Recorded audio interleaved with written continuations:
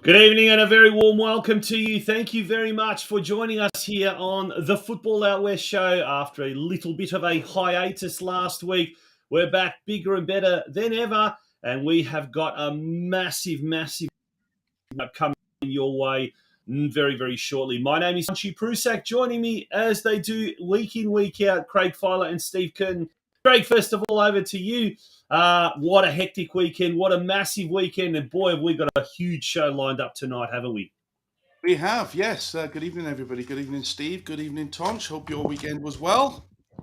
Absolutely fantastic. Absolutely, beautiful mate. Day today. And likewise to you. Day.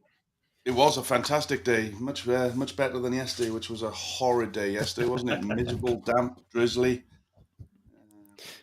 Good to be back out in the sunshine this afternoon. Stevie, yourself, were you able to get out and about and commentate any of the NPL games like you do most weeks? And how did you find it? Well, I found that a busy weekend, a good weekend. We got to, Craig and myself got to do a bit of NPL action last night at Broadmeadows Valley Park, and we saw Green Gully jump themselves up to fourth spot on the ladder with a win over, well, it was probably an unconvincing Hume City side. And also on Friday night, I managed to make my first ever venture out to BT Connor Reserve and check out the Preston Lions in their win over Western United. So yeah, it was a good weekend of football, and always would have liked to have crammed a bit more in, but that's still pretty good. And what about yourself, Tonchi? Oh, look, football. I was going to cover, speaking of the NPL3, I was going to cover the crucial relegation battle out at Stead Park in Geelong on Saturday evening. I was sort of all getting myself psyched up to rug myself up and go out there to Stead Park, watch Geelong take on Springvale White Eagles in a real six-pointer. And about a couple of hours before the game was due to kick off, found out via social media, that the game was cancelled, and it was like, oh, bugger. What am I going to do? So me and the little boy went to the cinema last night to watch The Minions. Good movie, actually, by the way. I've heard good things. Something completely unsoccer related. Craig and I can go together next week, maybe. Yeah. What about you, Filer? You'd probably be looking at something watching the friggin' Minions, that's for sure, mate. Elvis or something. Gents, we've got a huge show lined up tonight. We've got 5 super-duper guests. We're going to have Green Gully coach Stephen Dennis come very, very shortly. He'll be talking to us about the NPL, huge weekend in the NPL, a massive game happened even earlier tonight. We've got a little bit of footage from that as well. But I will be talking about the Green Gully game. We're also going to be talking with the president of Brunswick Juventus, the newly renamed Brunswick Juventus, DOMENIC MONTESANO, will be joining us. Lots happening there. We'll be covering the NPL2 scene with DOMENIC, and boy, are they in hot form, Brunswick Juventus. And gee, what a massive sensation happened on the weekend in NPL2. The ladder leaders defeated 5-1. We'll go on a little bit more about that a bit later on. Boys, we've got Terry ANTONIADIS. So he's the coach of Altona East Phoenix. He's from we'll be looking at the Men's State League 2 Northwest Division.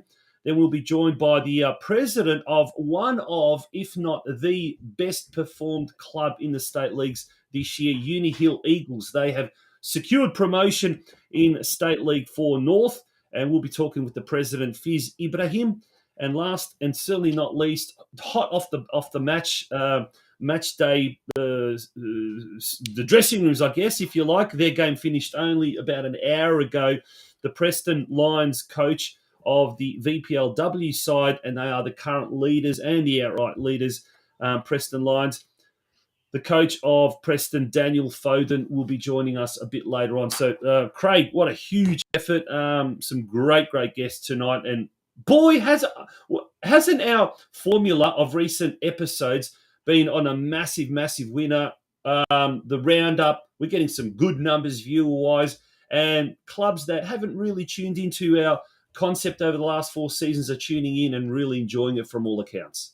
Yeah, they are, Tonch, and I was speaking to the president of Preston Lions today, and he was saying exactly that, Tonch, that it was the first one we did where we had about 103 guests on the show. He said it was fantastic that there was people that he'd never heard of and never spoken about, and he was loving the new style of the show. And yes, it's difficult. Yes, we've got to get people on board, and yes, I'm bothering them on a Sunday, but hey, it's worth it when we get 6 quality guests coming on to talk about absolutely clubs, and hopefully, it'll be the way forward for us for our 5th season next year. A public shout out and acknowledgement to you, Craig Filer, because you're the man who chases these guests, and as you said, it is not easy to get guests to come on the show, but you've done a wonderful job. And to all of our guests that have been coming on the show the last few episodes, thank you very much for coming in. Now, speaking of public acknowledgement and thank you, massive thank you to major sponsors for season 2022, the Georgie's on Vista Bistro Restaurant, home of the Caroline Springs George Cross Football Club. Everyone out at Georgie's, thank you so much for sponsoring our show in season 4. Basically, without George Cross, there is no way that we would have been able to get this show. We'll be talking a lot about them when we get to the State League 1 men's roundup, and a big game at George Cross next weekend. Possibly promotion could be secured. So we'll be talking a lot about that. Gents, when we return, it's time for the NPL Victoria Roundup, and we'll be talking to Green Gully coach Stephen Downs. Don't go away, folks. It's the Football Out West Show, episode 97. Where will you find authentic Maltese cuisine? At Georgie's on Vista, in the heart of Fraser Rise. We have a menu to suit everyone, which includes kids and seniors meals, and a cocktail list that will need you to come back several times to get through. Our specialty nights are a big hit. Tuesday is $20 Palmer night with a selection of Palmers to choose from. Kids eat free Wednesday night. With every paid adult meal, you get 1 free kids meal. Thursday is Maltese night. Check out the Maltese specials on our specials board. And Friday night, we have happy hour between 5:30 to 6:30 p.m. Be sure to book your table to avoid disappointment. Bookings can be made via our website, georgiesonvista.com.au. See you at Georgie's on Vista. You'll find us at Caroline Springs, George Cross. Welcome back to the Football Out West show, gents. Let's turn our attention straight away to the NPL Victoria competition. Steve, did you want to go through some of the results firstly, and then we'll talk about the individual games, and we'll talk to our guest as well, and I'll bring the ladder up. Yeah, sure. So the round started Friday night. Melbourne Knights 1, Dandenong Thunder 2 there at Knight Stadium. Good result for the visitors in that one. Still leaves them maybe a smoky for the finals, maybe. South Melbourne 2-0 over Altona Magic. Altona, a bit of a slump at the moment. And we've got a couple of matches that have been postponed until tomorrow night and also Tuesday night. The other match that took place this afternoon, St Albans and Eastern Lions, that's ended 0-0. So nothing could separate those two teams. And last night we got to see Craig and I firsthand. No, in fact, that game actually... Has it been postponed? Steve, actually, that game was postponed. Yeah. Very poor, yeah. Poor state of the pitch. Or actually, there was one sandy part on the flank, and as a result of that, so the ground itself was okay. It was just that little part that was deemed not to be very safe for the play. So that has been postponed, that big game between St Albans Saints and Eastern Lions. There you go. And as we were saying last night, a professional performance by Stephen Downs' Green Gully with goals from Josh Hope, as well as Luke Adams getting the job done over Hume City. And there's a bit of footage coming up on your screen now if you're watching the Vision from Friday night with Dandy Thunder getting the job done with a decisive moment in the second half that got them over the line against the Melbourne Knights. So certainly put a line through the Knights for the season, but Thunder, maybe they're still living on perhaps good result for them on the road. Yeah, they still got outside chance, Steve, but a very. Go on, Tanch. We might bring our guest, the coach of Green Gully, Steve Downs. He joins us on air, and it's a big pleasure to have you on the show, on the Football Out West show. Steve, how are you?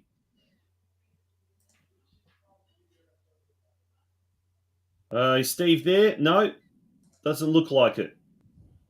We might have to try and come back to him a little bit later on. Craig, Green Gully. Let's talk about Green Gully as the last. There's a penalty. Was that a penalty, by the way? Did you think that was a penalty? Yeah, I'm sort of erring towards that side as well. I mean, it was a well-timed slide tackle, but from the back, Steve, your thoughts? Penalty or no penalty? It looks like it's the right decision there from the first time I've actually seen it. It looks like the right decision there, I think. The moment you go to ground in the penalty area, Tunch, it's a penalty, isn't it? So it'll be a tough one, isn't it? Yeah. Yeah. Now let's talk about the Green Gully game. So if we get Steve on, hopefully he'll be joining us very, very shortly. For some reason, the connection seems to be really bad. We're trying to get a hold of him, but he's not responding. Doesn't seem to have good reception and wherever he is. Green Gully. It's a tight race for that sixth spot. Isn't it? Heidelberg have been trying to push hard. Green Gully, Bentley Greens, they're all thereabouts. Avondale as well. They're all battling for 3 spots, and there's 5 of them there. Can Gully make it? Can Gully be one of those sides that makes it?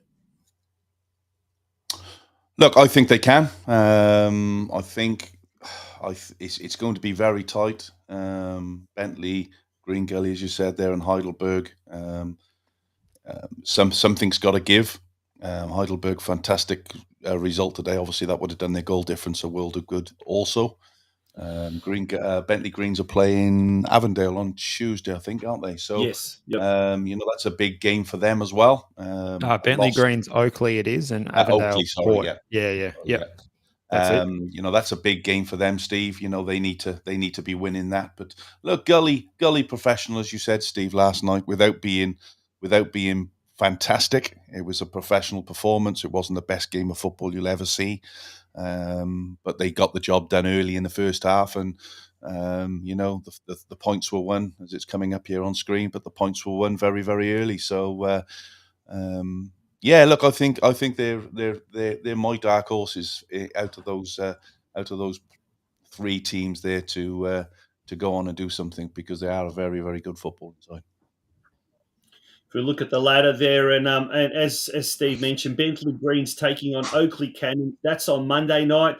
Avondale FC at home to Port Melbourne Sharks. They're also that game is rescheduled for Tuesday at 8 p.m. Obviously, that's done because of the Australia Cup commitments. Steve, the Victorian clubs shone brilliantly on day one, or night one, if you like, of the Australia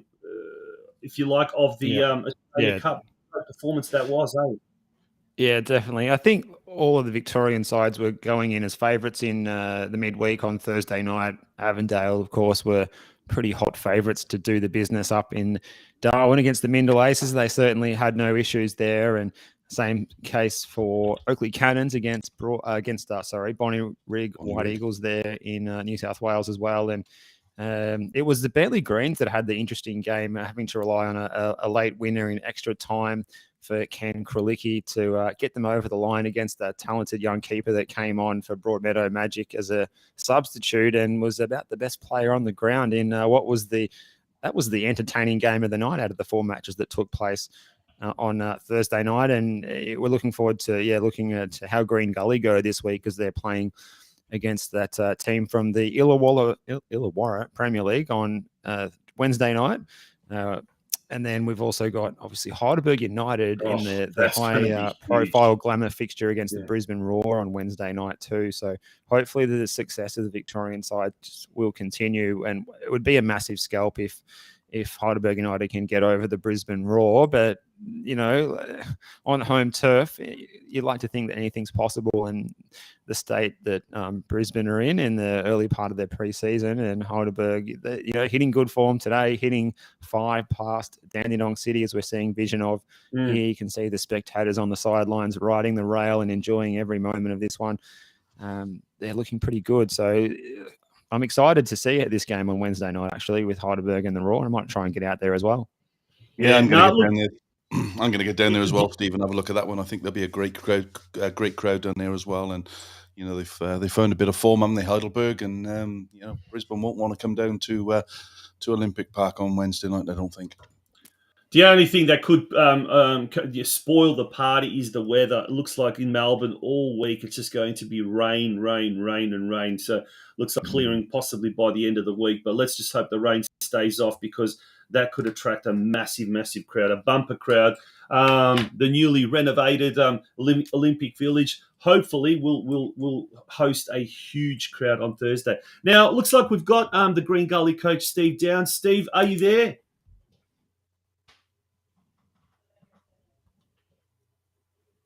Are we there? Have we got Steve on the line? No, looks like technology gremlins are just not allowing it to happen, unfortunately. Not sure what is going on there. But let's hopefully we'll try and get Stephen on the line. Hello, Steve, you there? Nothing's happening there. Look, so I think we might try and take a break. We've got some more messages here from our sponsors. When we return, we'll continue. Guzman Finance, Point Cook's professional and trusted mortgage broker. Using the latest technology powered by Australian Finance Group, their lender panel has over 30 institutions, including the major banks. Whether you're in the market for your first home, refinancing, renovating, or buying an investment property, contact Andreas on 0425 826 055 or visit their website at guzmanfinance.smartonline.com.au.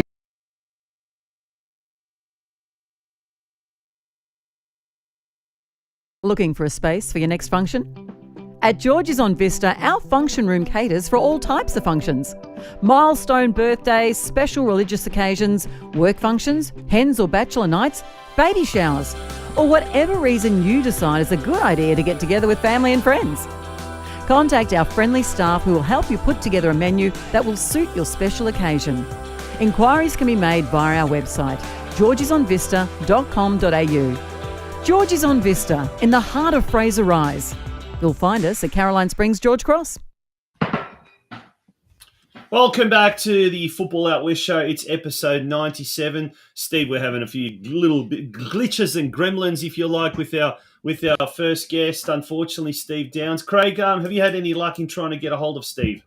Well, I've tried. Hopefully, he's in the background and we've got him. But hey, let's have a listen. Steve, are you there? Evening, lads. How are you? Well. Ah, nice. Hey. We finally got him. Very well, thanks. Hello. Welcome to the show, Steve. Great to have you on the Football Out West show. Firstly, how did you see last night's game against Hume City?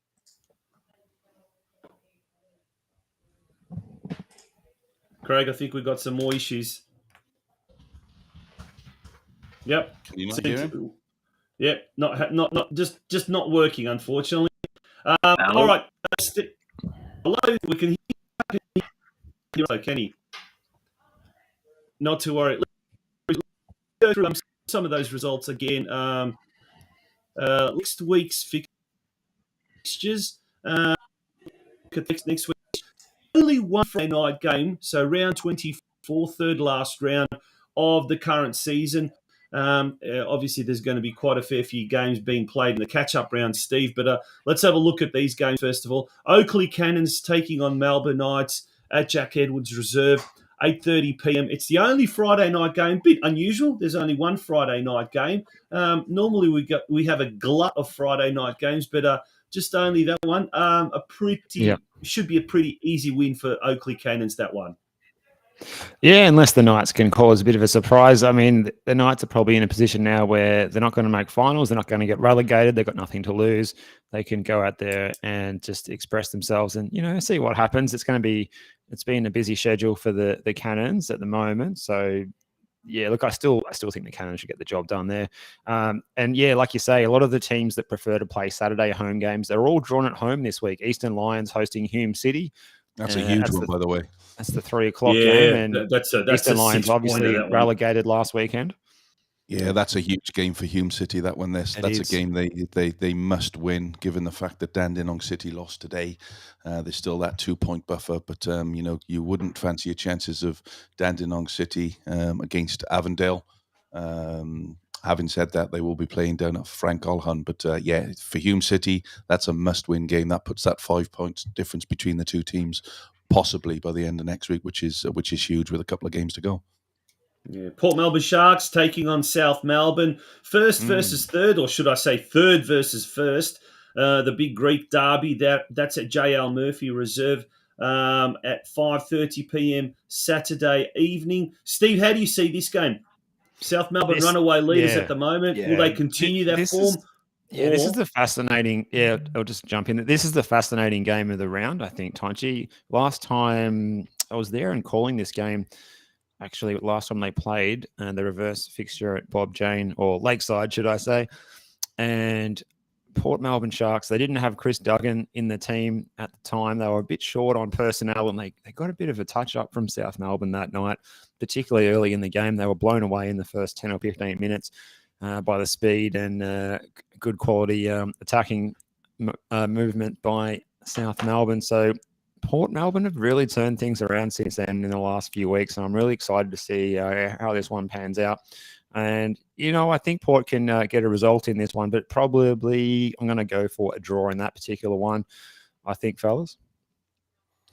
Yeah, look, I'm with you. Yeah, look, I like Port Melbourne. We've seen them a few times this season, Steve. They're very easy on the eye, similar to Green Gully. It'll be a fantastic game down at Anderson or JL Murphy Reserve, rather. Looking forward to that one. I'm with you on that. Maybe a 1-1 draw for that one. Altona Magic at home to Bentley Greens at Paisley Park Saturday night at 6 p.m. Well, not much to play for Altona Magic, but a huge game for Bentley.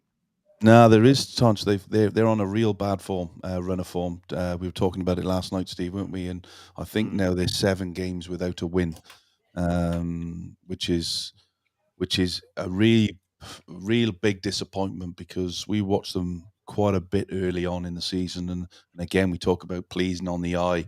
They were that side, Steve, weren't they? They played some fantastic football. They were very attack minded, very tight at the back, but for some reason the wheels have just come off the bus, and they're really struggling. And they need to look over their shoulders, Tonch. I know they're 23 points and there's 6 points between them and Dandenong City, but the run that they're on at the moment, Dandenong City could get a couple of wins, who knows, and Altona and St Albans could be dragged back into it.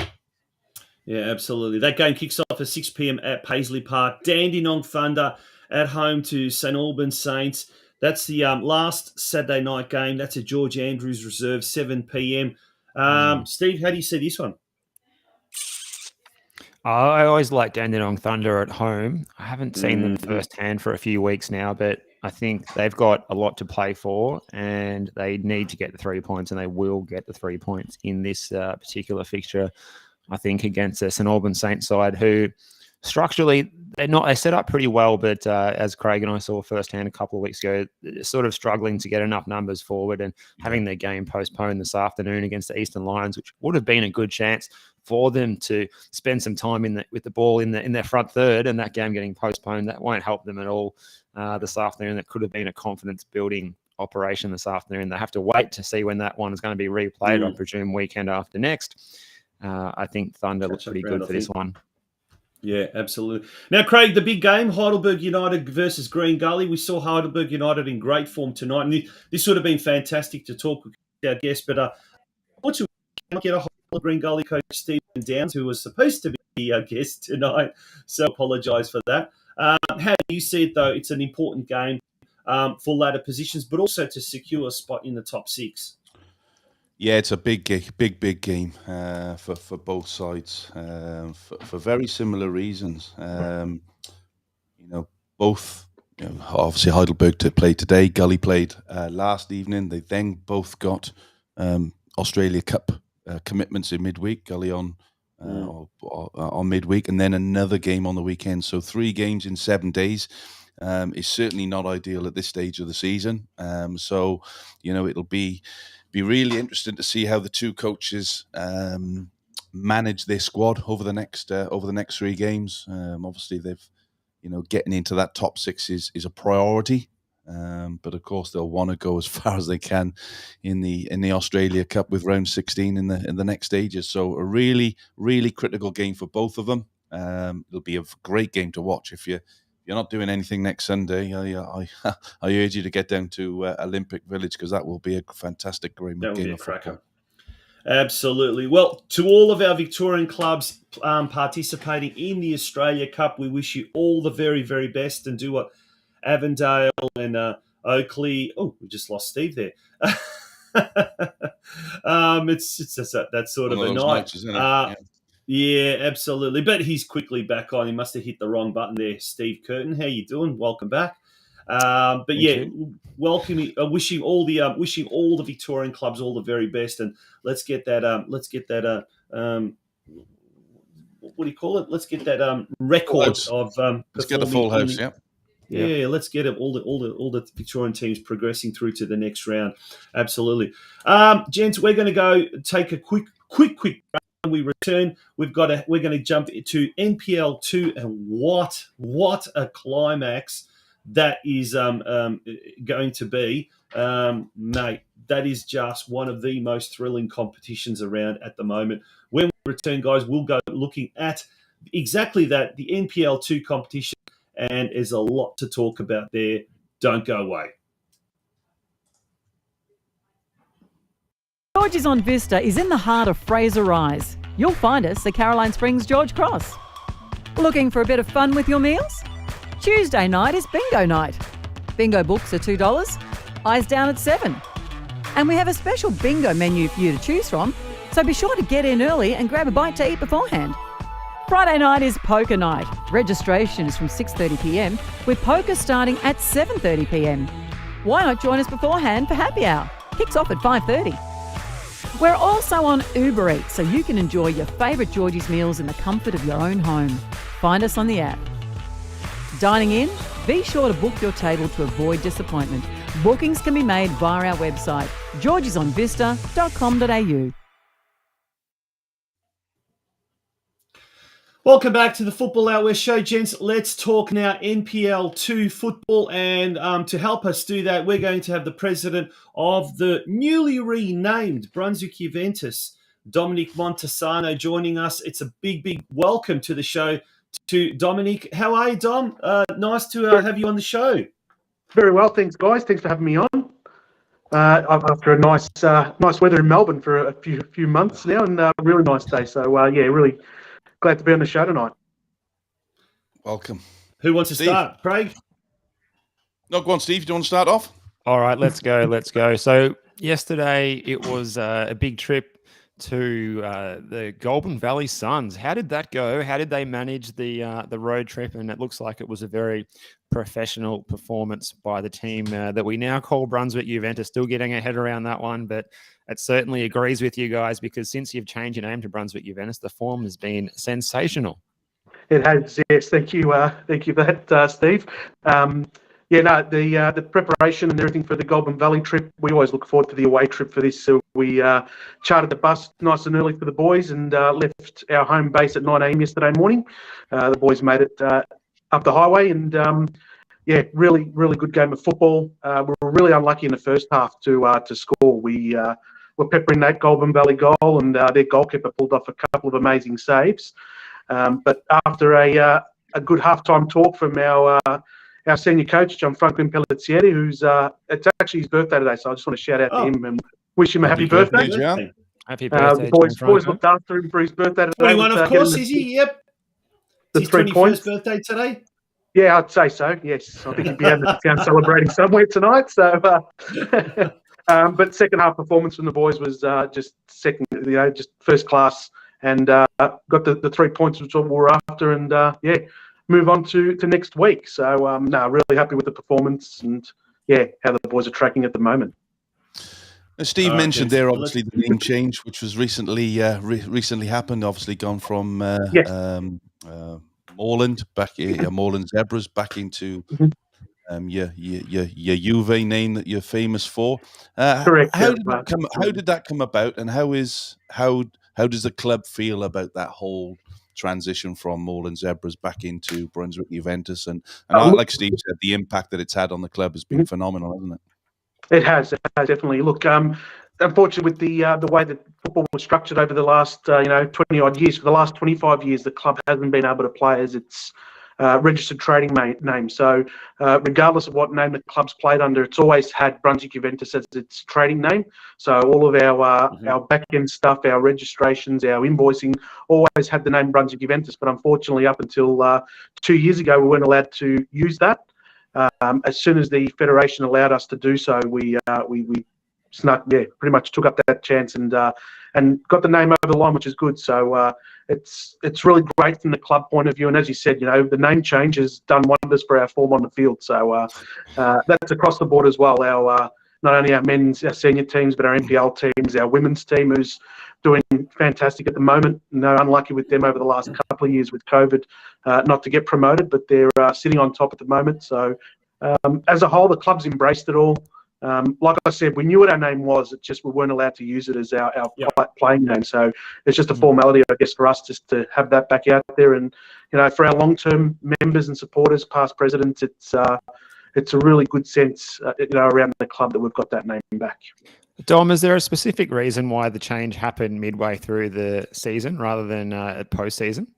There was some legal things that we had to sort of sort out over the last couple of years, but we managed to get through all that and got the name back over the line. Can't really go into that too much for legal reasons and so forth. But why not? The main thing is that we got the name and we kept our name and able to play as that now. So Now, Dominic, Brunswick Juventus has got a great history, and now we're talking about the future of the club. It's given the club a real lift. It's given the club a real tonic now to go forward.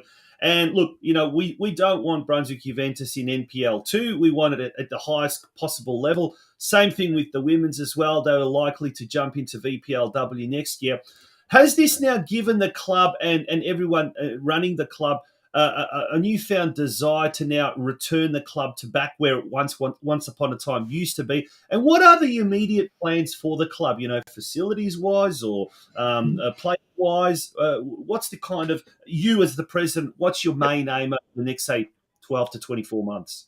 Look, now you can answer any one of those 12 questions when you're ready. Yeah. Look, the motivation, I'll start with the motivation. That's always been there from the club's point of view, both at men and women level. We've come close over the last 10 years, I guess you could say. Runners up, 3 times and lost the playoff games. If it was applicable how we're playing or what the rules are this year for the league, would have been promoted 3 times. So that ambition and that motivation from the club, we've always finished within the top 3 over the last 10, 11 years. So the club's always had that motivation and had that continued success. So with the name change, with everything else, it's brought the club together, and we're moving as a complete unit, both men and women's football, heading towards that pinnacle in Victorian football. So from that point of view, we're on track, and we're quietly confident that the next 3 or 4 weeks is going to shape out how we want, and hopefully see us back up there in MPL 1 next season. From a club point of view and facilities wise, we're in the process at the moment of putting some drawings together and expressions, or not expression, but some community consultation with a fully female pavilion at our Desheen Reserve base in Coburg. That'll entail 4 change rooms, meeting rooms, training rooms, medical facilities, the works basically, so we can have our women play and train out of a premier facility. The home base for the Zebras, the seniors at the moment, is at CB Smith, and that'll continue to be the case.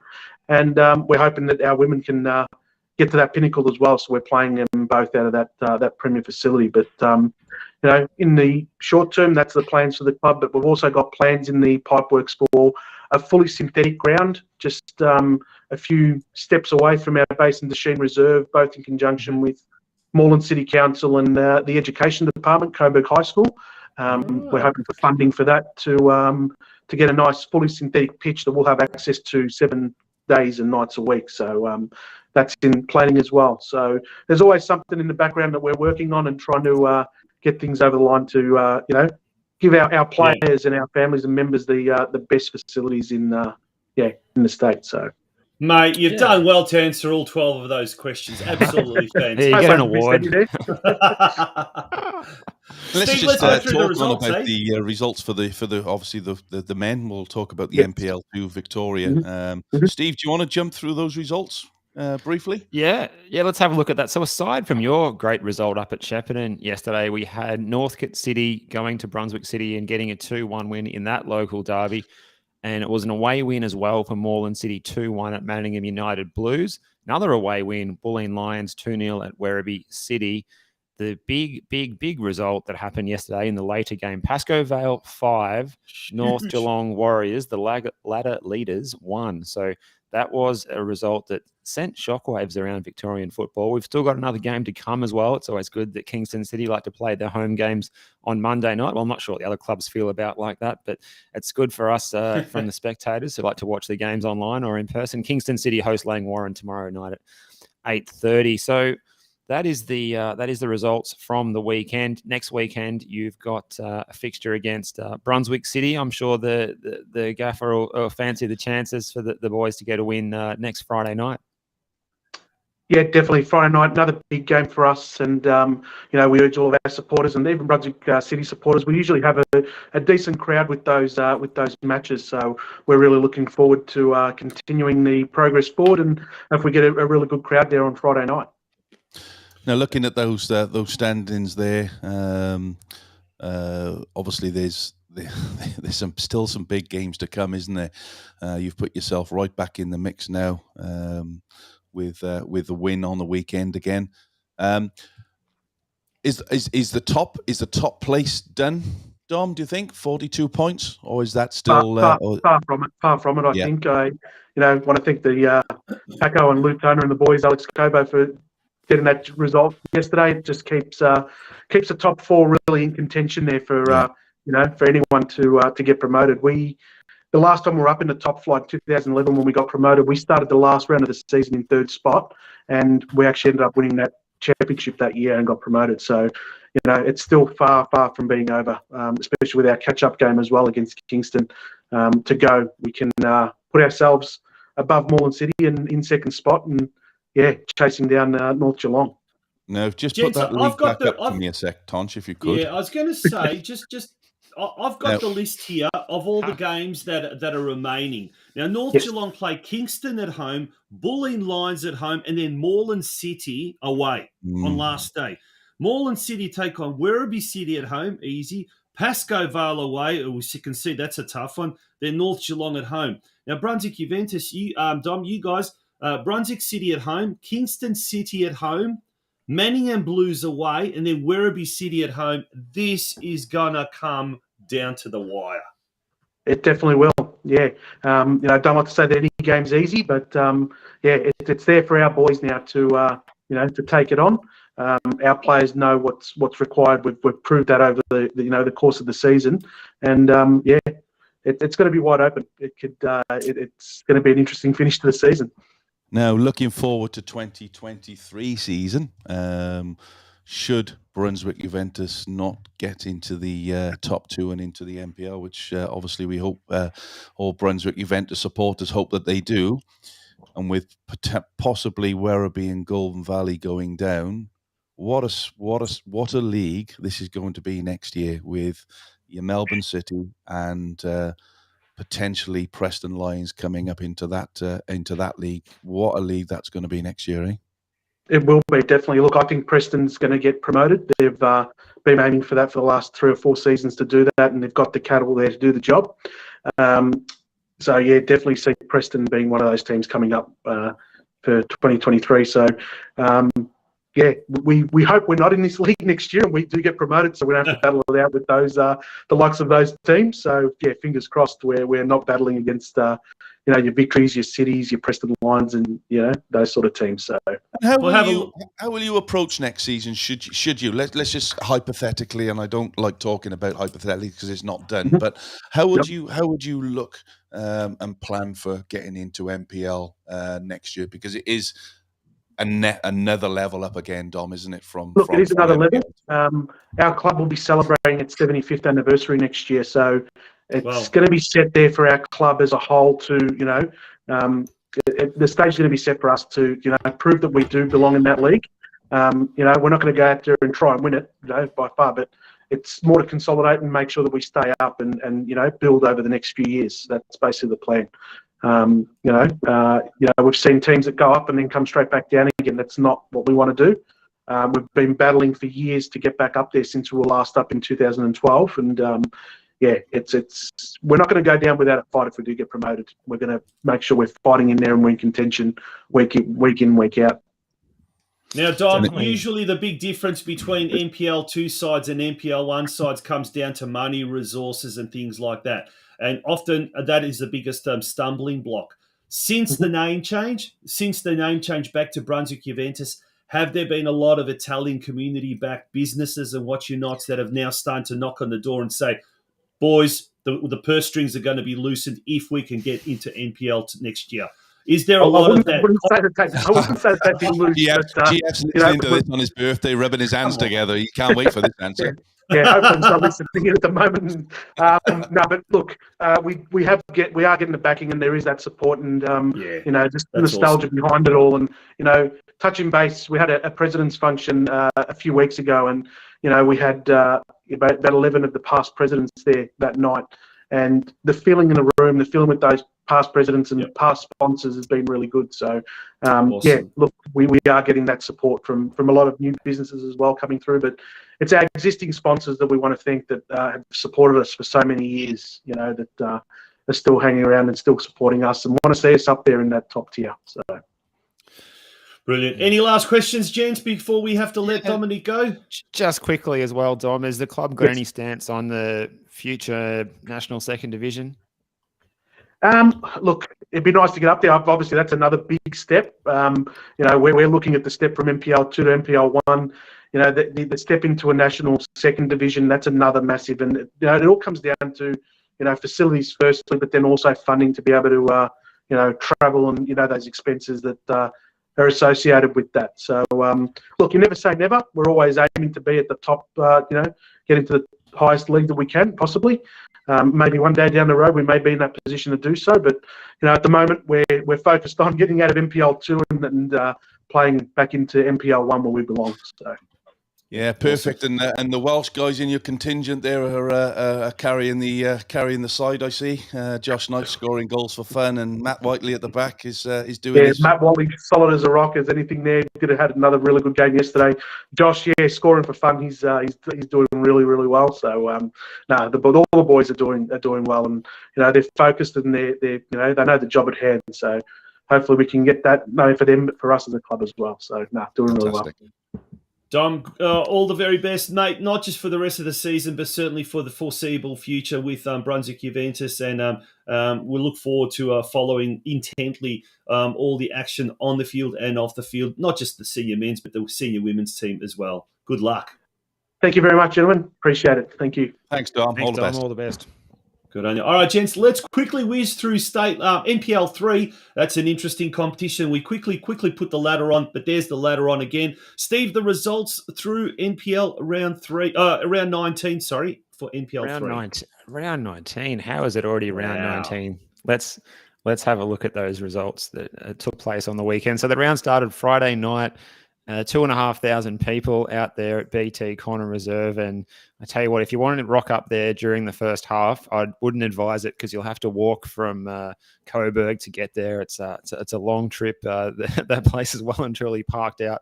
Connor Bell and Noosa Havdic scoring a goal either side of half time, and Sabit Noor scoring a spot kick on 83 minutes for Western United. How's the placement of this corner kick, by the way? Do you know what? Taken by Jonathan Germano. Caught out. Do you know what? I actually watched it live, here. mate, and I wondered how the hell has he got away with that? It's a foot. Is it a meter outside the corner? Yeah, absolutely. Yeah, and it gets that's Connor Bell scoring there, and I hadn't seen him firsthand before. He is an absolute jet. His speed across the grass was something to behold. So was the passion of the fans when Noor was taking his penalty. The amount of jeering that was going on and banging against that frame of that big grandstand there was deafening. And he stood up and he took his penalty very well. Here's the second goal that was scored by Sahavdic. Well taken goal. And look at the amount of people there. But yeah, huge crowd at this one. Western United fought back well after they looked like they were going to get whitewashed, but just couldn't manage to level things up, and it leaves Preston looking pretty good. We'll whiz through those other results, I suppose, from the NPL 3, though, that took place. There's the table there again, and it was a good result for another A-League youth side. Melbourne victory 3-0 against Ballarat City at Ballarat, and Melbourne City 4-2 winners against the Whittlesea Rangers, also on the road. The North Sunshine Eagles at Larissa Reserve got the business done 3-0 over Doveton. It was 1-1 between Nunawading and Box Hill, and that match that was to be played at 6 o'clock last night, Geelong and Springvale White Eagles, as Tonchi said, that didn't go ahead, washed out.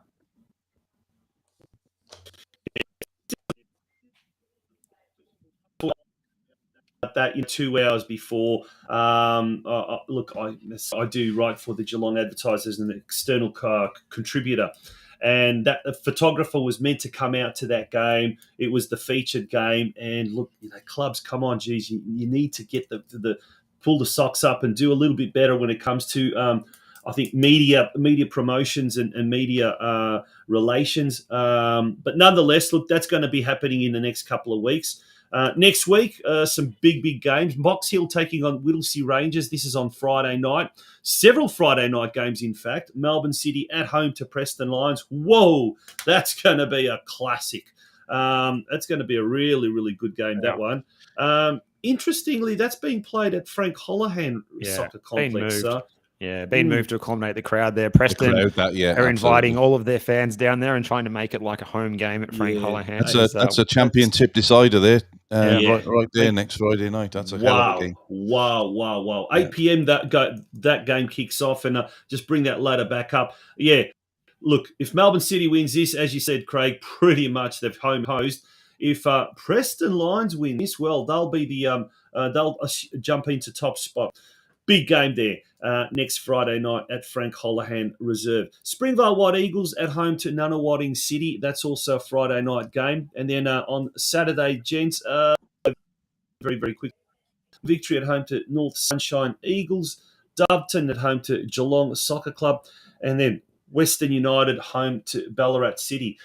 Craig, have you got the results there of the State League 1 fixtures? Let's go through the State League 1 results. Let's firstly talk about Caroline Springs George Cross, a huge game next week where potentially they could secure promotion to NPL 3 competition next year. Wow. We've got a massive weekend coming up next weekend, have we not? Yeah, it's as we've said many times, it's a tough league. This State League One. I've been speaking to many coaches and many supporters of the clubs over the last couple of weeks, and everybody's of the same opinion that it's just a real tough league. But yeah, Caroline Springs, George Cross had a fantastic win yesterday, again under ridiculous conditions up there at Quarry Park, Clifton Hills. It was horrendous, and one thing I've never understood over here since I've been here is why the reserves play on a pitch beforehand and cut it up for the senior team. It beggars belief, but it's what happened yesterday, and the pitch was horrendous. But they did the job, got the job done. 3-1 winners, which obviously takes them 5 points clear of Essendon Rolls, who had a fantastic win, beating Corio. 4-1, I believe the score was. Yep, 4-2, in fact. 4-2, yeah. Sydenham Park sit there in third place. They got a win yesterday as well at Altona City. Banyule dropped some more points, drawing with Keeler Park 0-0. So yeah, look, it really sets up the next couple of weeks. Some big games, I think. Caroline Springs, George Cross have Keeler Park at home on Saturday. Keeler Park really caused problems for George's in their away fixture. But hopefully the guys can get the job done this week and get promotion, which is something the club we know have been trying for 3 years, and hopefully Saturday night will be the culmination of that, and they can finally celebrate promotion in NPL. Although celebrations will be put on hold for a few more weeks because they want to get the championship, of course. Championship, yeah. Now, Steve, before we look at the fixtures for next week in State League One, mate, we've talked about Brunswick Juventus, the renaissance of on and off the field of Brunswick Juventus. You saw firsthand Preston Lions, a huge crowd, great atmosphere. And now we've got George Cross, who are on the verge of promotion to NPL 3. It's great for Victorian football to see some of these three giants of yesteryear, three massive clubs who've got massive supporter bases as well, all doing really well and all looking to play at a high level. Mate, 2023 is going to be a bumper year for Victorian football. Yeah, based on all the things you just said there, Tonch, can we start to earmark it as the renaissance year of Victorian football with these old powerhouses, well-supported clubs stepping up all at the same time, and deservedly so, with a lot of good work going on in the last 3, 4, even 5 years for these clubs to put them into the position they are now. There's a lot to be excited about, and particularly these big drawing clubs. I've been and seen Georgie's firsthand, and the atmosphere there is fantastic. It rivals anything at the top tier in Australia. And then you go and you see 2,500 people at BT Corner Reserve, and you think, well, there's always a lot of doomsdaying going on, but these stories are genuinely, these are pure football. These are great, and we've got a lot to be excited about. So in 2023, don't go anywhere. Don't adjust your set to same bat time, same bat channel. It's going to be very good. Let's go through the results. Let's whiz through the results. The fixtures, for next week's round 20. Yeah, starting off with Friday night game, Essendon Rolls will be taking on Basement Boys Clifton Hill up at Cross Keys Reserve. Again, that's a must-win game for Essendon. There's a 4-point gap between them and third place Sydenham, who travel to Brimbank on Saturday afternoon. That won't be an easy tie. I think Brimbank have probably just fallen off in the last couple of weeks. A couple of results haven't gone their way, but that's a big game for Sydenham there if they've got a loss there, and I think it's done and dusted. Banyule played home to Whittlesea on Saturday afternoon. Of course, Caroline Springs, George Cross entertain Keeler Park 5 p.m. on Saturday evening.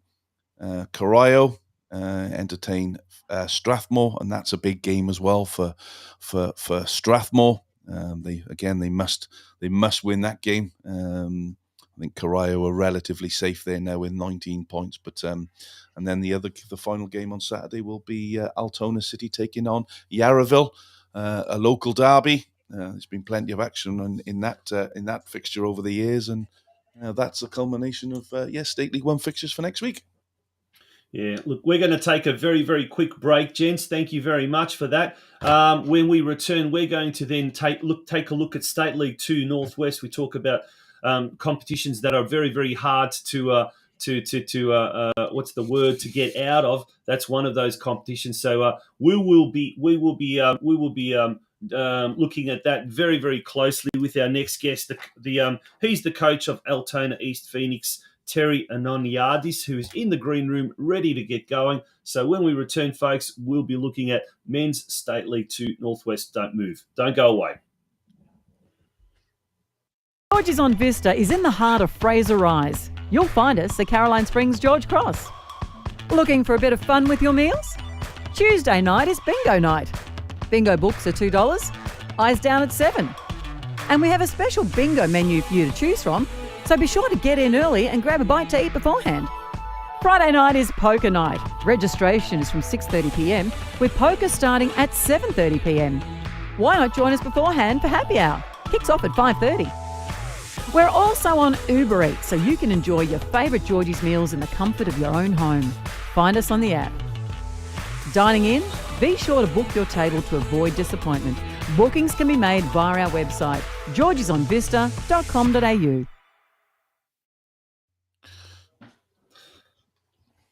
Welcome back to the Football Out West Show. It's episode 97, and we're now going to have a very, very comprehensive look at Men's State League 2 Northwest. And helping us to decipher all that is the Altona East Phoenix coach who joins us, Terry Antoniadis. Terry, welcome to the Football Out West Show. How are you? Going well, thank you. Thanks for having me on your program. Absolute pleasure. Let's start with your game first of all. Now, you came up against Moreland United, a slender but important win, a 1-0 win over Moreland United. Take us through that game. Yeah, it was slender. It was a tight game all afternoon. We knew it was going to be tough going there because they're in a relegation battle themselves and need to earn some points over the last month or so to ensure their survival. So we knew it was going to be difficult. The conditions weren't great either. But to the boys' credit, they stuck to the task. It was a pretty scrappy game, to be honest, and not a lot of chances created at either end. But fortunately, we had 2 or 3 boys combine really well for a brief moment in the second half, and we got the all-important goal and were able to hold out. So, yeah, very important win for us. We know what's required from our end. We're trying to push one of the promotion places, obviously, and we just need to keep on winning, and hopefully a little bit of luck falls our way as well. Terry, you're up against Western Suburbs next weekend. How do you see that one going? How did you go against them last time you met in the earlier in the season? I see they're sitting in 9th place at the moment. It's going to be another difficult game because they've also, I think, got to earn probably another few points to ensure that they stay up. It's quite tight down the bottom of the table at the moment as well. And there's always big games between the two clubs, Western Suburbs and Altona. It's a little bit of a local derby. And we've got quite a few people involved at our club, players and coaching staff who have spent some time at Western Suburbs. So, it's going to be a great day. Hopefully, the weather's nice and we get a decent crowd out. But for us, we've got to hopefully push on and get 3 more points. We did manage to beat them 2-1 earlier in the year when we played them at Ralph Street Reserve. But again, that was also a really tight affair, and we're expecting the same this week. Now, obviously, the last couple of weeks you've brought a few players in. Theo Markellis being one of those, who you signed from George Cross. Obviously, he he scored yesterday, I believe. In fact, I think he's still out celebrating. So I don't think he's come home yet. So my son hasn't, so I'm sure he hasn't. So has he been a bit of a difference for you in that front period? He has been. We've been playing him predominantly at the number 10, and he's played 4 games now. I think he scored 3 times and set up a couple of goals for us as well. In what has been experience and quality to our team, he's played at a much higher level. But he's not. It's also the way he's fit into the group. We're actually quite a young team. We've got quite a few boys who are still teenagers or in the early 20s and haven't played a lot of senior football. And so for Theo to come in, he's really his presence is important for us. I think he makes everybody, a little bit more confident and walk a little bit taller in games. And he's very vocal. Anybody's taller than Theo, aren't they? Yeah, that's right. But for us, it's been an issue actually for the last couple of years where, being, I think, relatively inexperienced, we don't have a lot of talkers out on the pitch and organisers and that sort of thing. And he's really taken that role on. And yeah, like I said, he's made us better. He's made us better. Definitely going forward, more of a threat, I think. And he links up well with our forwards, which is not easy to do. It's difficult because, players, they need time to connect and form those relationships and the understandings out on the pitch. And, he's managed to do that relatively quickly, which has been huge for us. Okay, let's go through the results. We whiz through this. Upfield 4 defeated Albion Rovers 1. Westgate 4 defeated Western Suburbs 0. Layla United 2 lost at home to Geelong Rangers 3. Now, they were anchored to the bottom, Rangers, 3 weeks ago, but they've won their last 3 games. Now, this opens up a really fascinating battle for that relegation spot. We'll talk a little bit about that later on. Mill Park 3 defeated Epping City 1. As we mentioned, Altona East defeated Moreland United 1-0. And Hume United at home defeated Hoppers Crossing 2-1.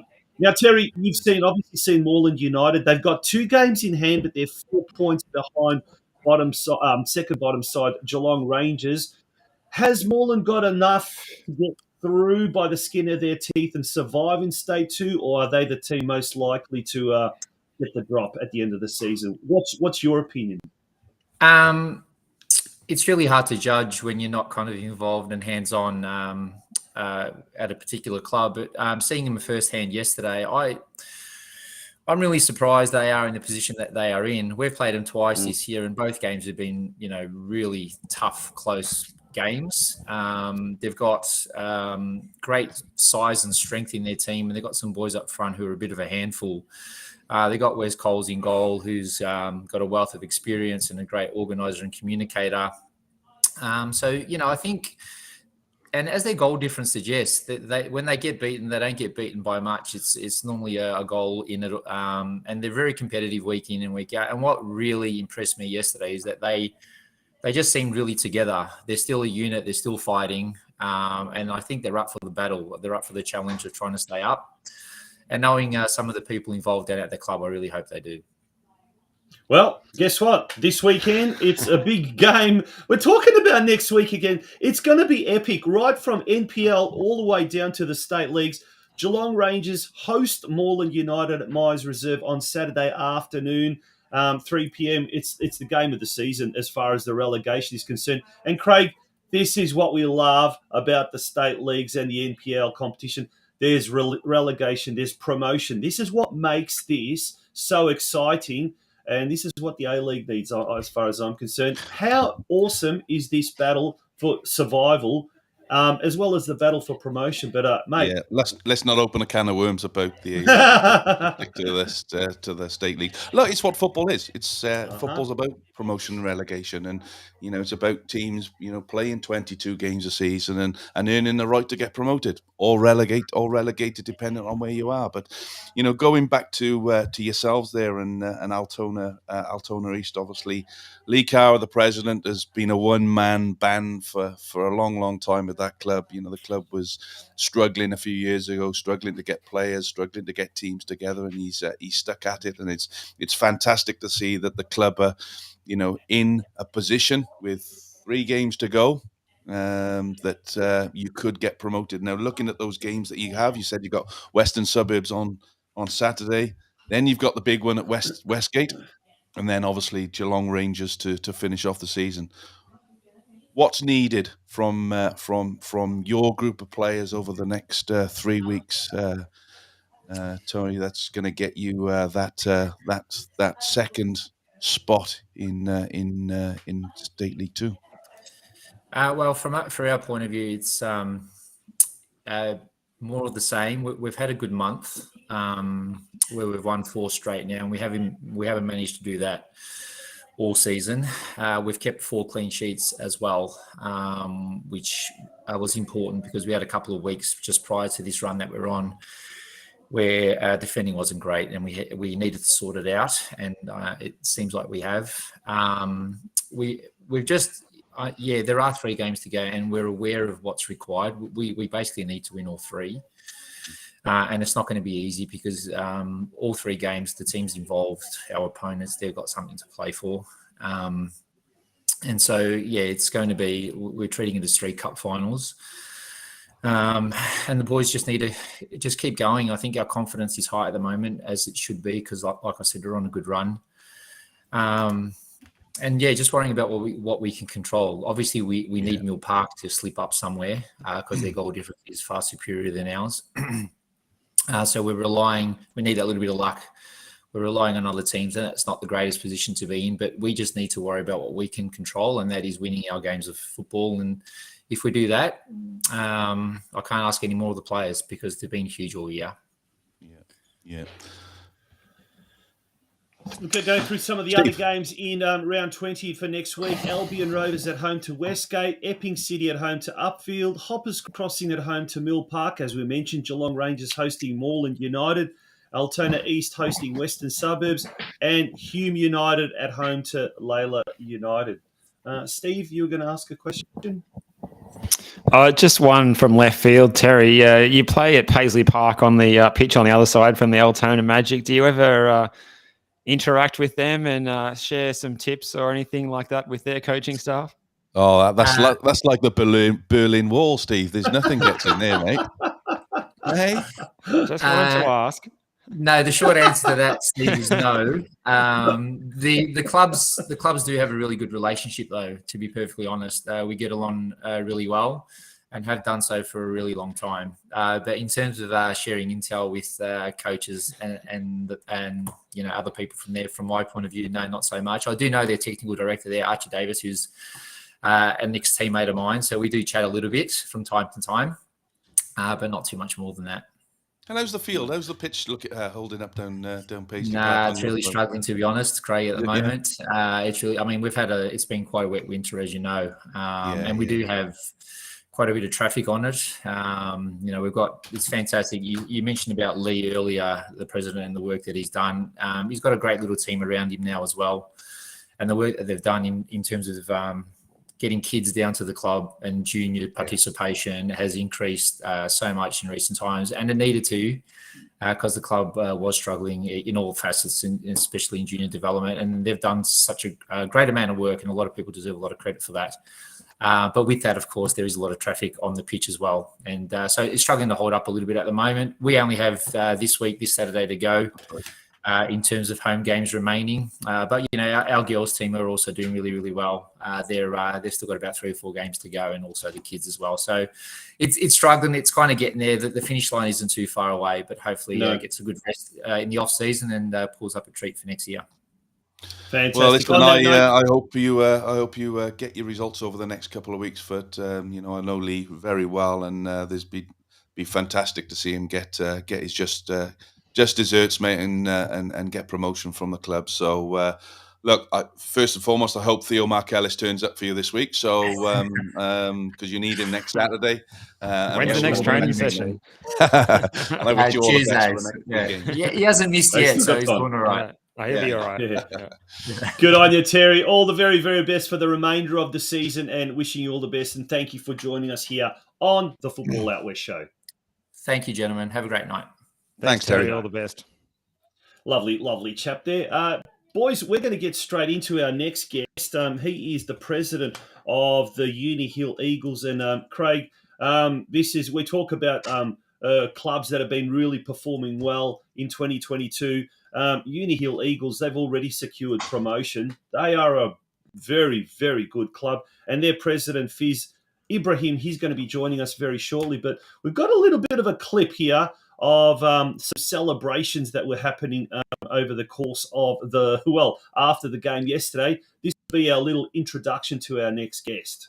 The clubs we saw! The clubs we saw! We're the best you can ignore! We're the best you can ignore! La la la la la la la la la la la. Eagles! Eagles! Eagles! Eagles! We are champions! We are champions! We are champions! We are champions! We are champions! We are champions! We are champions! We are champions! Champions!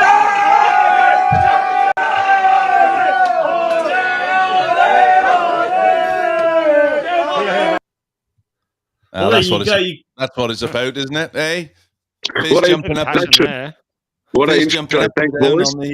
on the sidelines there now. I spoke to Fizz this morning at length for probably half an hour, and I said, look, save it for the show tonight, because it's a really interesting story of how the club got together and how they were formed, and obviously getting promotion over the weekend into what will it be? MPL, it'll be State League. MPL, slow down, mate. Settle down. We're not there yet. MPL 1, Fizz.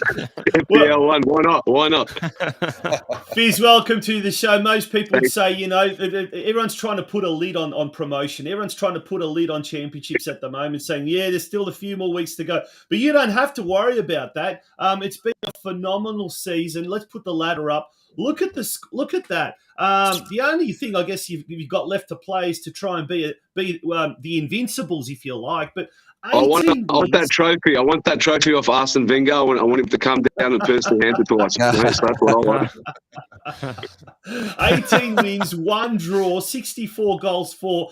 How could you concede so many goals, though? 16 goals against. Come on. And 55 points in total. I think Matt Hrostov has done a great job, and JV and goals, I think they've done fantastic. Matt obviously played at Knights and come down this year, his first year at Uni. He's done a fantastic job. So, the boys this is a dream. It's an absolute dream come true. The boys undefeated, 1 draw.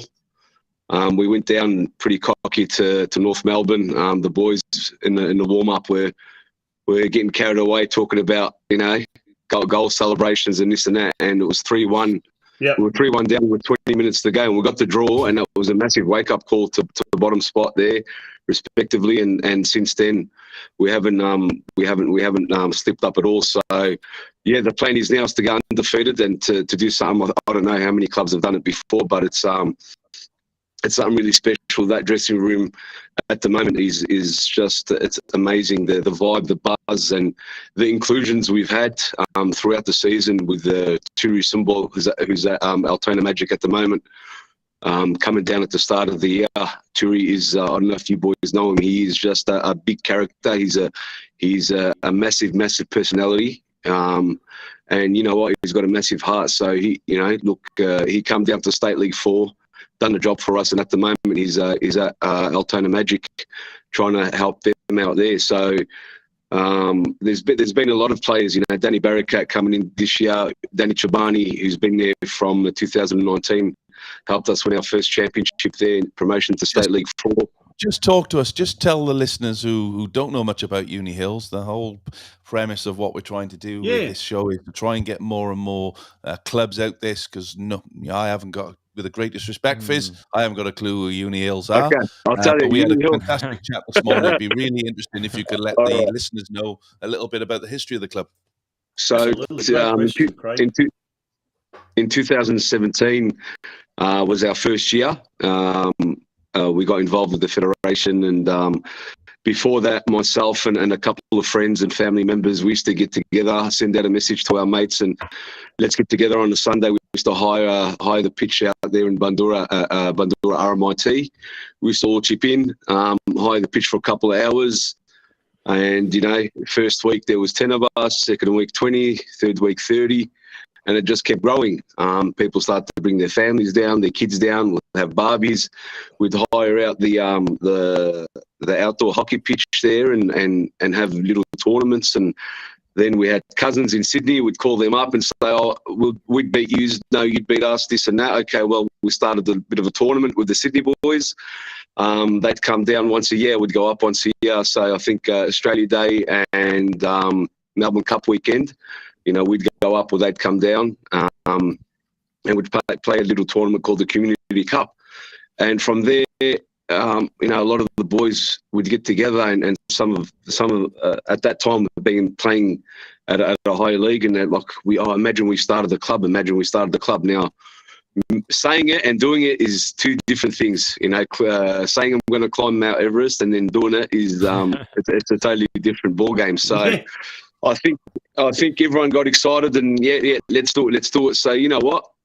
When I want to do something, I'll do it, and when I say I'm going to do it, we got to do it. So there was a few of us. There was about 10 committee members. Ali Barakat, who's been in the federation for a long time as a referee, he put his hand up, and someone that I love and admire. We got together with a few other committee members: Romy Slayman, Danny Barakat, Mo Samia, Hatke, and a few other boys, Mo Arabi, Asad Shaheen. We got together and we said, okay, let's do this, but we need to have everybody involved, juniors, women's, girls. This has got to be a club for everybody. Doesn't matter what your background is, doesn't matter where you come from, we're not going to get involved in that kind of stuff. We're here, we're in Australia, everybody and anybody's more than welcome.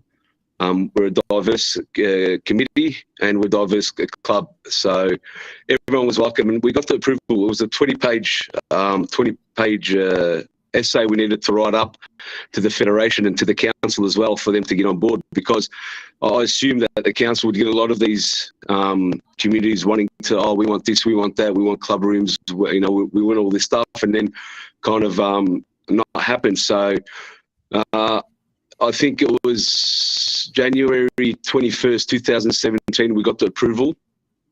So you can imagine the season starts in March. So we had a couple of months to try to get the ball rolling. At that stage, I was appointed assistant coach at Laylaw with Tony Stajowski, who's a really good friend of mine. And before that, I was at Altona Magic as a team manager, filling up water bottles there. And the year before, at Preston Lions, helping them out as a team manager as well, looking after the boys there. So, and the reason why I mention that is a lot of the boys in my dressing rooms right now played for me, and I used to be there. I used to get their lollies and their drinks and their kits, and used to look after them. So it's a pretty amazing situation I'm in right now personally. But so 2017 we got the approval. We had 2 junior teams, an under 7s and an under 9s, and we had a half pitch Metro 7 girls team and a senior men's, reserve men's, and was a Sunday League Metro 7, I think it was, team at that stage. So yeah, it was pretty exciting that first year. Very hard to get boys down to training. Sometimes we'd have 6 or 7 boys. We won our first 2 FFA Cup matches, I think it was, and we won our first 7 games in State League 5 North. Our coach at that time was Norm Mancuso, who's our current coach now. So that's another story as well in itself, how Norm was our coach when we first started, come down to help us out. I don't want any money. I'm here to help. Whatever you guys need, helped us out the first year. Appointed the captain back then in Sandro Yalda, who's his assistant now in the dressing room, and helped us get this promotion with 5 games to go. So our senior women's team from then grew. 2017 finished up. We were mid-table. And the last game of the season, 2017, our senior men's were playing against Plenty Valley Lions at Sycamore Reserve. And Plenty Valley Lions needed to beat us to get promoted, which they did.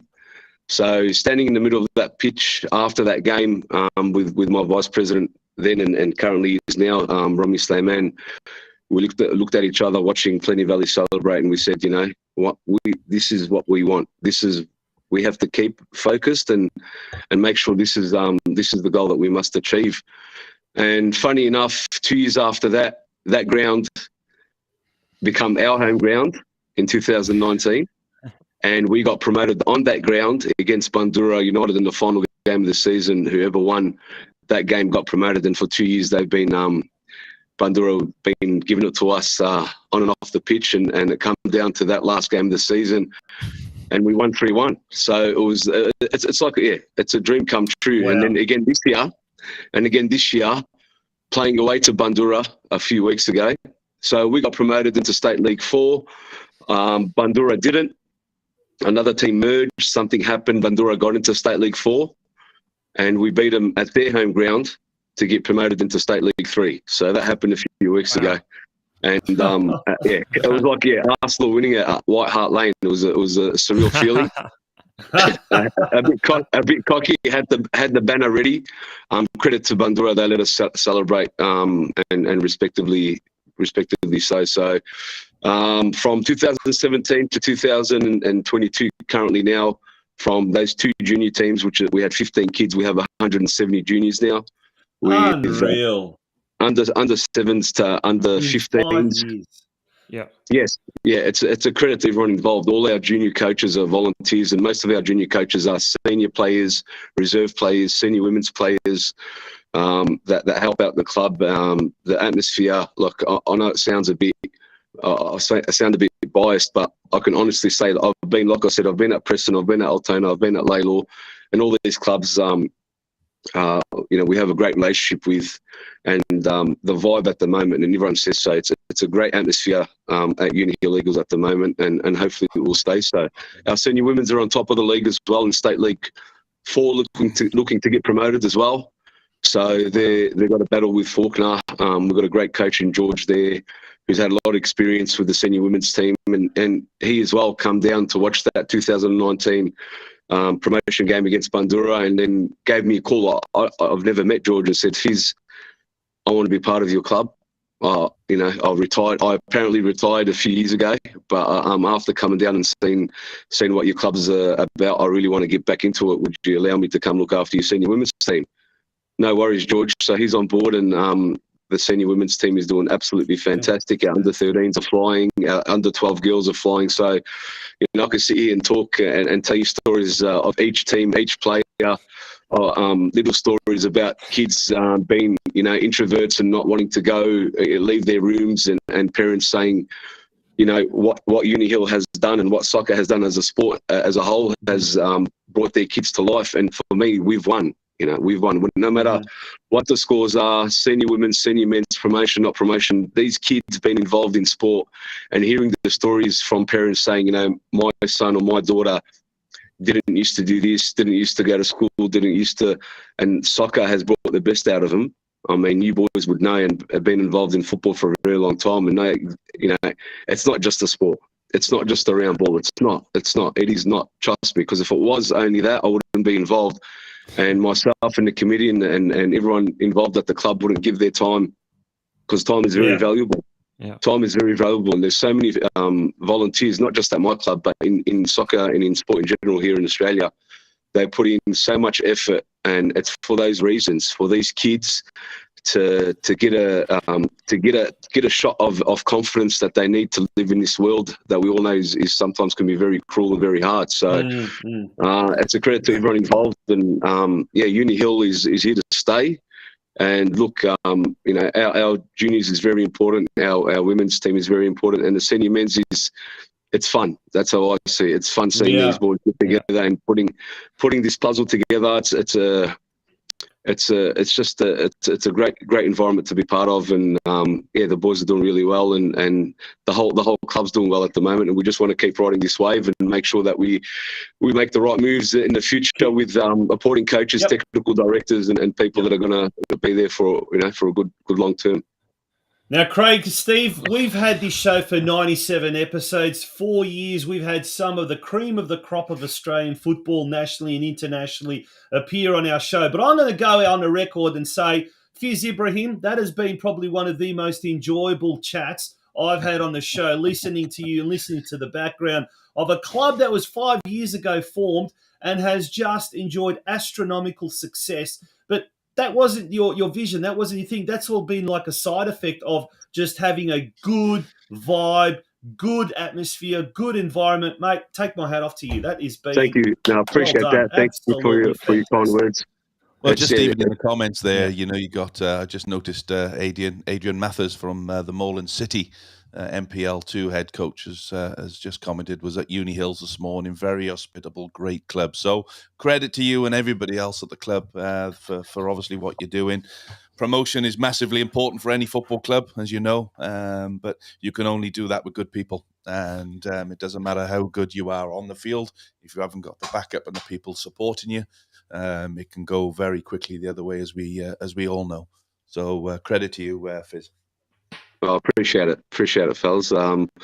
I appreciate you guys letting me come on the show and having the chat and trying to, you know, kind of put Uni Hill on the map. But I think our club and the coaches and players and everyone involved have done that job for me. So, yeah, it's pretty exciting. It's surreal to be, you know, to have the promotion guaranteed with 5 games to go. Every week's a bit of a party, but at the same time, I'm a bit of a realist, and you know, as again you boys know and been around football for a very long time, one silly mistake, one silly error on the pitch, one silly crowd member, someone doing, like, you know what I'm saying. So this can all, you know, disappear in a blink of an eye if someone does anything stupid. And I tell the boys, you know, every team we play against, they're going to come after us. They want to knock off top spot. They don't want us to get that gold trophy. So be very, very mindful and be very careful. Have fun, play our game. We lose, we win, we draw. But just make sure we do it in a humble way, in a humble manner, and make sure we don't do anything stupid on or off the pitch. So yeah, it's like I said, it's pretty surreal. But you know, thank you very much, boys. All right, mate. We're going to leave it there. We could talk all night. I'm sure we could. But Fizz, all the very best for that quest, the holy grail to become the invincibles of Victorian football. And as Kevin Thuma says, this is a big call. When Kev says something big, Kev, then it must be right. He goes, one of the nicest blokes. He says, actually, I'll put that comment up. Kev Thuma from Mill Park, he says, Fizz is one of the best blokes in football. Just rewards to him and his team. On that note, Fizz, thank you so much for joining us, boys. And all the best for the rest of the year. Thanks Fizz. Appreciate it. Thank you. All the best. Thanks, mate. Gosh, we're running behind, but man, has it been rewarding tonight, gents? What a chat that was with Fizz. Did we chat? Yeah, I think it was. Yeah. Let him talk. Loosely termed a chat, but geez, he tells the club story so well and so passionately, and that was fantastic. Absolutely. Boys, we're going to take a very, very quick break on that note. We've got to get through some of our sponsors. When we do return, last but not least, we talk about big clubs. Well, this club is on the verge of becoming a super club, both in the senior men's and the senior women's side of things. We'll be talking to the coach of the Preston Lions VPLW side, Daniel Foden. Gosh, his team's doing so well in the Victorian Premier League women's competition. We'll be talking to Daniel straight after this break. Folks, don't go away. It's been a huge show. We've still got a lot to get through. Stay with us. It's the Football Out West Show, episode 97. You find authentic Maltese cuisine? At Georgie's on Vista, in the heart of Fraser Rise. We have a menu to suit everyone, which includes kids and seniors meals, and a cocktail list that will need you to come back several times to get through. Our specialty nights are a big hit. Tuesday is $20 Palmer night with a selection of Palmers to choose from. Kids eat free Wednesday night. With every paid adult meal, you get one free kids meal. Thursday is Maltese night. Check out the Maltese specials on our specials board. And Friday night, we have happy hour between 5:30 to 6:30 p.m. Be sure to book your table to avoid disappointment. Bookings can be made via our website, georgesonvista.com.au. See you at George's on Vista. You'll find us at Caroline Spread. Guzman Finance, Point Cook's professional and trusted mortgage broker. Using the latest technology powered by Australian Finance Group, their lender panel has over 30 institutions, including the major banks. Whether you're in the market for your first home, refinancing, renovating, or buying an investment property, contact Andreas on 0425 826 055 or visit their website at guzmanfinance.smartonline.com.au. Welcome back to the Football Out West show. It is episode 97. Unfortunately, one of the problems of going on a Sunday night is that we're not able to cover too much of the women's side of things, with the games being played on a Sunday afternoon, and a lot of the time results still filtering through the official Football Victoria website. But it is an absolute pleasure tonight to have the coach of the Preston Lions VPLW side. And let me just say, it's the crack VPLW side. They are really doing very well. Daniel Foden. Daniel, big welcome to the Football Out West show. Great to have you on board. How are you? I'm all right, boys. How are you? Very well, thanks, Daniel. Let you talk a little bit about your game tonight where you played against the Geelong Galaxy. We did. Look, we played them obviously about, 8 weeks ago or so, and we played them at their place, and I think that maybe they were a little bit naive and played very, very high and gave us a lot of space in the middle of the park, and I think we put 8 past them in about 30 minutes. And this time they came to our place, which is a much, much bigger pitch. So obviously way more difficult to deal with, some of the quality players that we have. And they absolutely gave it to us for a majority of the game. 0-0 at halftime, and we ended up getting up 3-1, but it was 2-1 at one point, and took a pretty cracking goal from Mel, actually, in that photo, funnily enough, with about 10 minutes to go to make it 3-1 and make me feel a little bit more comfortable. So, and what had you said to the girls at halftime? I did give them a little bit of a spray, not a massive spray. I don't look. I think in my coaching career, I've realized that there's a time to give them a spray, and losing or drawing is not always the time to give them that spray. Yep. Sometimes when you're winning but not playing well is the time. And today they just needed a little bit of instruction as to how to fix the problems that were happening. We managed to change our shape a little bit to combat what they were doing, and it gave us a little bit more impetus going forward. But credit to Geelong, actually. They pressed every single pass today, no matter where it was on the park. And they made our lives very, very difficult for about 80 minutes. So now you spoke about losing and stuff in that a bit of commentary there, and obviously you mentioned Mel as well. Now I believe, if I'm not mistaken, that potentially that was her last game today, or that is her last game. That is her last game. Yeah, she flies out tomorrow morning, 4 a.m. Off to Iceland. She'd begin opportunity to play in Europe. And we knew that when we brought her in originally, the deal was that if she got opportunity to go back to Europe, then we would obviously let her go. And so that opportunity came up, and so she flies out in the morning. They wanted her to fly out Friday, but she did want one last game with us, so she pushed it back to Monday morning. That's fantastic, though, isn't it? You bring a player like that in, and then obviously they get an opportunity to go on.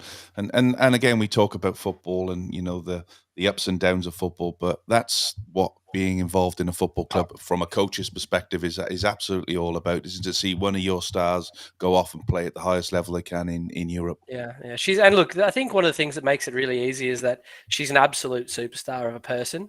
So it makes it really, really easy to wish her well and hope she does really well over there, and that I never see her again back in this country, in the nicest possible way. But, because she's such a top person to have around the group, and you see how you want those people to do well.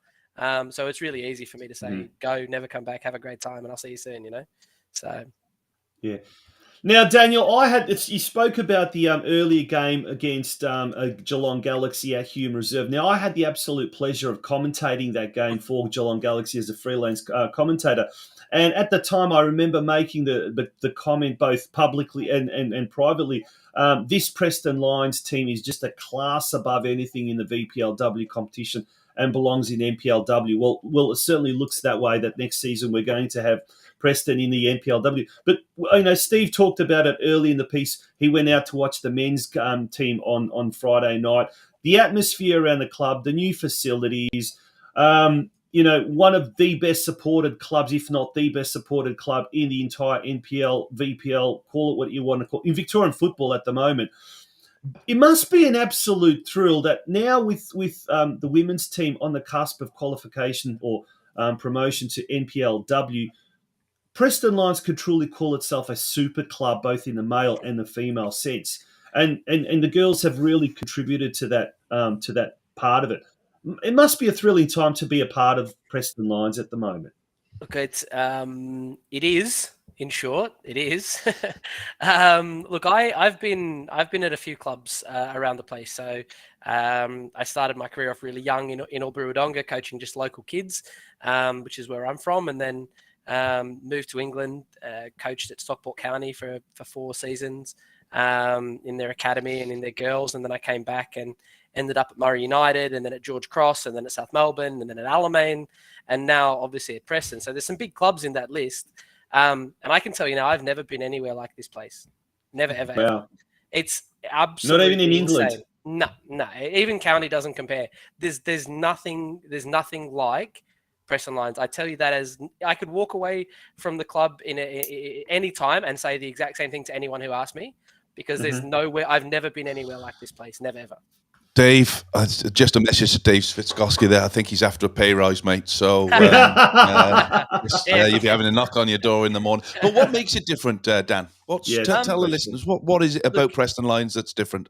I haven't had... Look, the women's game historically at ethnic clubs hasn't been a priority.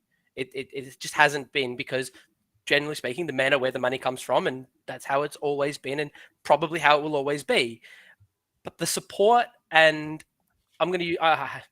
equality, I'm going to say, that they give this women's program is absolutely unbelievable. So you turn up on a Friday night and you see the men's games and you see the 3,000, 4,000, 5,000 people through the gate and the amazing atmosphere. And then the very next day, you've got the Preston Macedonia supporters group on social media saying, get down to the women's game tomorrow. The very next day, they've enjoyed their result, and then that group of people are saying, get down to the Sunday game because the women are going to go on and get promoted and win a championship, and all these bits and pieces that they're saying to get behind us. And then we have a couple of hundred people turn up again today. That combined with the support from the committee, the only people who train on the senior main pitch are us and the senior men. That's it. So the senior women, senior men. And for us to have the exact same level of support in the as the men get, when I came into the club, I said, I'm only going to come if you give me everything that I need, basically, because I wasn't sure that I wanted to jump into a project like this after my time in MPL. And they said, no problem. And honestly, even up until now, they've never told me no. They've said, yeah, sure, absolutely, anything that you need. Brilliant. So I came in, I said, I want brand new GPS units for the whole senior squad. They went, yeah, how many do you need? They went and bought me new ones. They didn't give me the hand-me-downs from the senior men and go buy them new ones. They bought me brand new ones. I needed a whole heap of new equipment, balls, cones, everything. Don't give me the hand-me-downs. They gave me brand new stuff. You don't have to ask. They just say, yeah, whatever you need to make this program successful, let's just do it. And obviously the success is now coming. And that is why Preston Lions is going to truly is now a super club in that regard. That is amazing. That is incredible. Now let's go through some of the fixtures for next week. There's the ladder. Now next week you're playing at home against Melbourne Uni, so it's first versus third. Here's a great opportunity for the Preston fans to come out en masse next Sunday, 4 p.m. at BT Connor Reserve. To really get the support, and provide the support that the girls really do deserve. You're home and hosed. There's no doubt about it. You're promoted. Look, it's now just a battle of to win the championship, and you're pretty much there. But another win against Melbourne Uni will pretty much clinch it, won't it? Look, if we manage to get up against Melbourne Uni, obviously next week, then it'll put us in a position where we're 3 points clear coming into the last game of the season with, I think it's 25 goals clear. So that's like another point as far as I'm concerned. So, we should be able to go into the last game and play pretty free, knowing that the result doesn't really matter on the last day of the year. But having said that, that's not my way and it's not the girls' way. So we'll be going pretty hard until the very final whistle of the very final game, because, as far as I'm aware, I think there's a final series as well for champions after the league title. So I don't want them to get into be too lax going into that, because, if you've got opportunity to lift 2 trophies and you only lift one, I'm sure Preston won't be particularly happy with me. Yeah, definitely. And now I guess the other question I wanted to ask was, how do you see the club performing at the NPLW level next season? Obviously, you've swept all before you at VPLW level. You've had players like Rachel Sturton, 21 goals from 14 matches. That's quite staggering.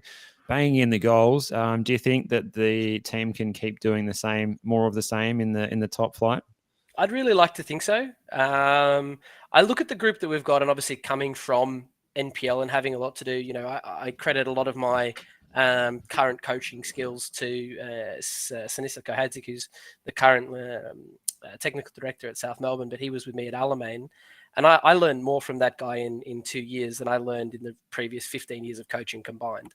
And so I guess I've had a lot to do with that level of NPL, and he is extremely detailed. Of anyone who knows Sash, is one of the most detailed people that you'll ever meet. So I took a lot of that on myself. So I guess for me, I can look at the current NPL squads that are there. And I don't think that NPL currently is as good as it has been historically. A lot of the really, really good young players are leaving for Sydney or overseas, and that's got a little bit to do with the Matildas and the World Cup coming and a few other bits and pieces. But I think that if we take the group that we've got now, of which I think today almost all 11 of my starting 11 came from NPL today. So I would suggest if we can keep a majority of the group that we have, and the truth is my intention is to keep a majority of the group that we have together, because you could throw everybody out and go and try and build a new team from keep 5 or 6 players, but at the end of the day I've spent 3 years with most of these players, and so they've learnt me, they've learnt the way that I like to do things, and to not give them the opportunity in NPL that they have earned. I didn't earn it, they earned it. Would be, I guess, disappointing from a club perspective and from my own perspective. So the plan is to keep a majority of them. I think that we will be competitive. And I think if you can top up and bring in a couple of quality players to complement the rest of the group, I think we'll be extremely competitive. That's where I think we'll sit. Dan, I just want to ask you, in your current squad, you have 2 of the Japanese imports. Yeah. They're unbelievable. I want to come on to that because obviously I've seen a lot of football over the years, and I've actually seen the 2 girls play this year. They are incredible, technically gifted. For me, there's so much that we can learn as a country, as people, as individuals, about the Japanese. I agree. I know exactly where you're going. I completely agree. In the way that they just come across, in the way that they behave, in the way that they play football. We talk about technical ability. These girls and boys have been drilled into them at an early age. Am I missing? I'm sensing I'm not missing something, but No, you're not it's missing something that we really need to look at with these. And it doesn't matter what league, whether it's the women's, whether it's the men. You look at the they're technically individual unbelievable technical ability and overall behavior of the Japanese players, and really does hit home to me that surely we should be learning more off of that part of the world than we do. Look, that's an unbelievable point, right? So I can give you a little bit of insight into how they are as people, right? When we got Kaywa, she did not speak a word of English, not a word. And when we got Miri, it was very limited. Now Miri now does English at school and is much, much better. Not good enough for me to get her in for an interview, though. She still refuses. She understands everything that you say, everything. But she doesn't always know how to respond. And articulate back in. Correct. And Kaywa still is learning. So Kaywa still doesn't get everything. I have to draw a lot for Kaywa. But when I first got both of them, and completely independent of each other, by the way. So they're not friends. They didn't go to uni together or anything like that. But completely, when they came, we train 7:15 till 9. So we start 7:15. So it's almost a 2-hour session. And we train 3 days a week. And I would say we're the only VPL team that train 3 days a week. Is that right? They are, yeah. There are some NPL teams that don't train 3 days a week, which blows my mind. Interesting. That blows my mind. You talk about Now, that's an interesting point, my gosh. We could talk a lot about Hang this. on, let's get back onto that one. Let's Yeah, finish. let's it. get back I'll to come it. back Look, to we'll that. leave that for another. Yeah. We'll leave that I'll for come back to another week. Push on, Yeah. Dan. Push So on. these two girls, they will be out at 7, not in the rooms at 7, out at 7. They'll be either doing quick feet or skipping rope before the game to get themselves ready. For the warm-up. Mm. So they're already pre-activating before pre-activation. So we come out 7:15, we do our pre-activation, then we warm up. They're already doing that before we even start pre-activation.